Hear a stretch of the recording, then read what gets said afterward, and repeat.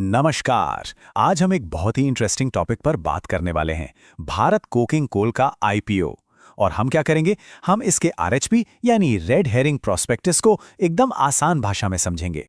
कभी सोचा है कि किसी नए स्टॉक ऑफरिंग का वो जो 500 पन्नों का भारी भरकम डॉक्यूमेंट आता है, उसमें आखिर होता क्या है? सच कहूं तो उसे देखकर अच्छे के पसीने छूट जाते हैं। पर घबराने की कोई बात नहीं, क्योंकि आज हम मिलकर इसका पूरा पोस्टमार्टम करने वाले हैं। तो ये आरएचपी है क्या भला? इसे ऐसे समझिए कि ये उस कंपनी की पूरी जन्म कुंडली है जिसका एक हिस्सा खरीदने की सोच रहे हैं। मतलब कंपनी के कामकाज से लेकर उसकी फाइनेंशियल हेल्थ और आगे क्या क्या रिस्क हो सकते हैं, सब कुछ A to Z इसी में लिखा होता है। तो चलिए देखते हैं कि आज हम किन किन चीजों पर गौर करेंगे। सबसे पहले समझेंगे कि आईपीओ में ऑफर क्या है। फिर भारत कोकिंग कोल कंपनी के बारे में जानेंगे। उसके बाद इसके फाइनेंशियल्स का स्कोर कार्ड देखेंगे। फ्यूचर ग्रोथ और स्ट्रैटेजी पर बात करेंगे। इसमें क्या क्या रिस्क हैं उन पर भी नजर डालेंगे। और आखिर में एक इन्वेस्टर चेकलिस्ट बनाएंगे।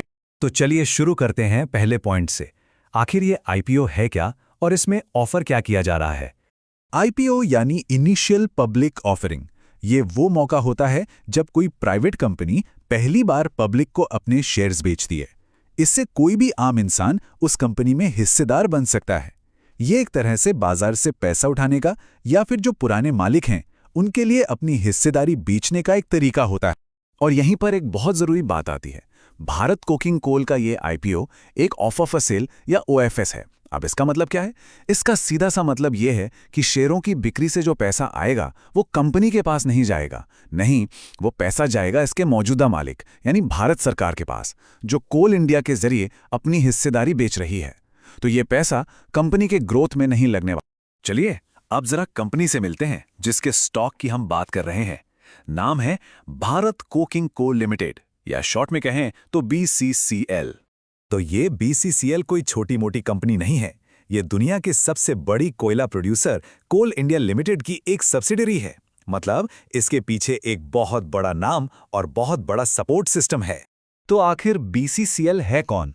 1972 में बनी ये कंपनी भारत की सबसे बड़ी डोमेस्टिक कोकिंग कोल प्रोड्यूसर है। इसकी ज्यादातर खदानें झरिया और रानीगंज के कोयला क्षेत्रों में हैं। ये भारत के स्टील और पावर सेक्टर की एक बहुत ही अहम सप्लायर है। और इसका प्रमोटर कौन है? वो है भारत के राष्ट्रपति कोल इंडिया लिमिटेड के जरिए। किसी भी कंपनी में पैसा लगाने से पहले उसकी तिजोरी में झांकना तो बनता है ना? तो चलिए अब जरा BCCL के फाइनेंशियल स्कोर कार्ड पर एक नज़र डालते हैं और देखते हैं कि नंबर्स क्या कहानी कह रहे हैं। तो अगर हम पिछले 3 सालों की टोटल इनकम को देखें तो एक दिलचस्प पैटर्न दिखता है। फिस्कल 2023 से 2024 में इनकम बढ़ी, लेकिन फिर 2025 में थोड़ी कम हो गई। ये उतार चढ़ाव दिखाता है कि कोयला इंडस्ट्री कितनी साइक्लिकल है। मतलब इसमें तेजी और मंदी के दौर आते रहते हैं।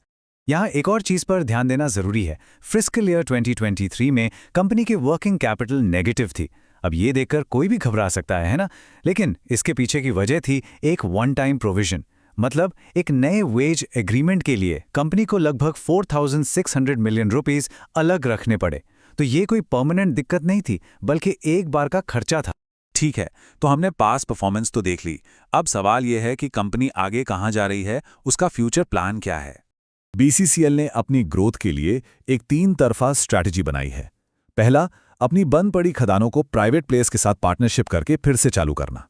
दूसरा, अपनी कोल वॉशरीज को मॉडर्नाइज करना ताकि कोयले की क्वालिटी और एफिशिएंसी दोनों बढ़ें। और तीसरा, सस्टेनेबिलिटी पर फोकस करना, मतलब एनर्जी बचाने और पर्यावरण का ध्यान रखने पर जोर देना। एक समझदार इन्वेस्टर हमेशा सिक्के के दोनों पहलू देखता है।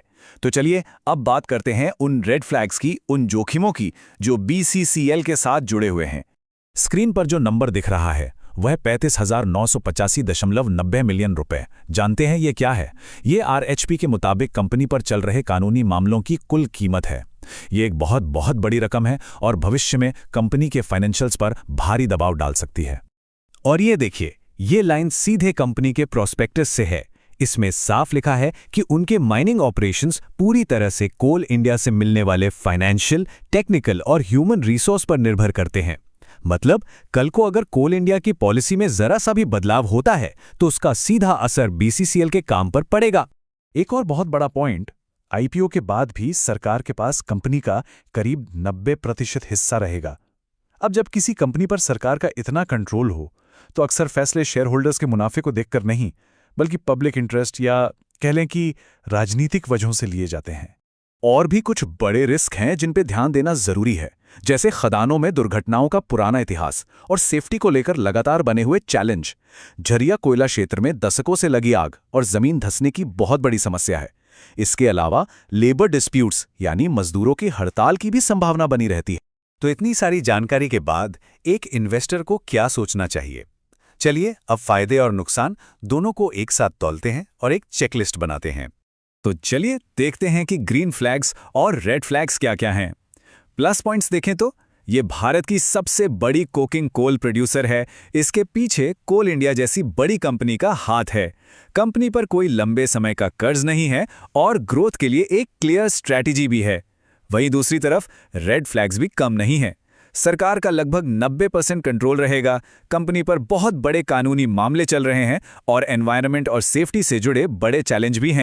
तो अब सबसे बड़ा सवाल यही उठता है कि मजबूत सरकारी बैकिंग के बावजूद इन बड़ी ऑपरेशनल मुश्किलों के साथ बीसीसीएल का भविष्य कैसा होगा? क्या ये ग्रोथ की पटरी पर दौड़ेगी या जोखिम के गड्ढों में फंसेगी? बीसीसीएल में निवेश का फैसला इस बात पर निर्भर करेगा कि एक इन्वेस्टर इन दोनों पड़ों को कैसे तौलता है। कोई भी फैसला लेने से पहले अपनी रिस्क लेने की क्षमता को जरूर परख लेना चाहिए।